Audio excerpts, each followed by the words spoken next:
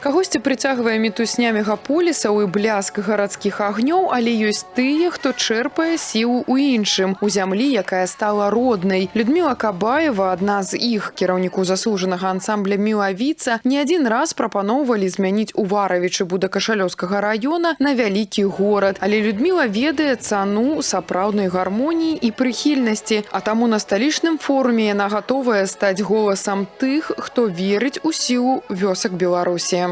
Деревня для меня все-таки это мой родной край, где я выросла, выросли мои дети, ну и, конечно же, где я работаю, и мой муж работает. И поэтому никогда у меня не было идеи переехать в город, потому что там я занимаюсь своим любимым делом, хожу на свою любимую работу. А вообще, как педагог, я уверена в том, что нужно прививать любовь к малой родине своим детям.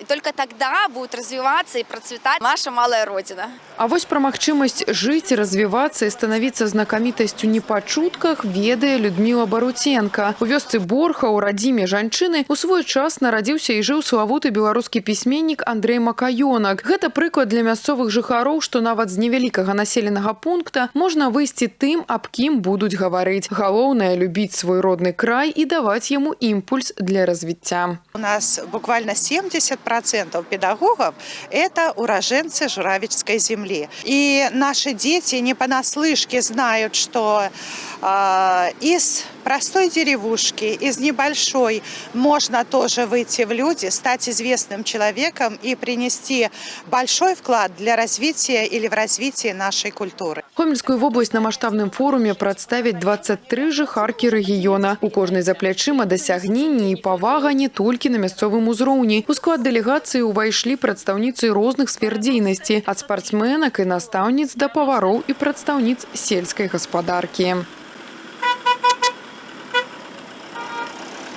Ужо заўтра удзельніцам форума патрэбна падзяліцца гісторыямі свайго поспеху і бачаннем шляхоў развіцця сельскіх тэрыторый у кантэксце рэалізацыі праграмы сацыяльна-эканамічнага развіцця краіны на 2026-30 гады. З трыбуны лепшыя з лепшых раскажуць пра свой унікальны досвед. Тацяна Піменёнкава, Валерый Гапанько, тэлерадыёкампанія «Гомель».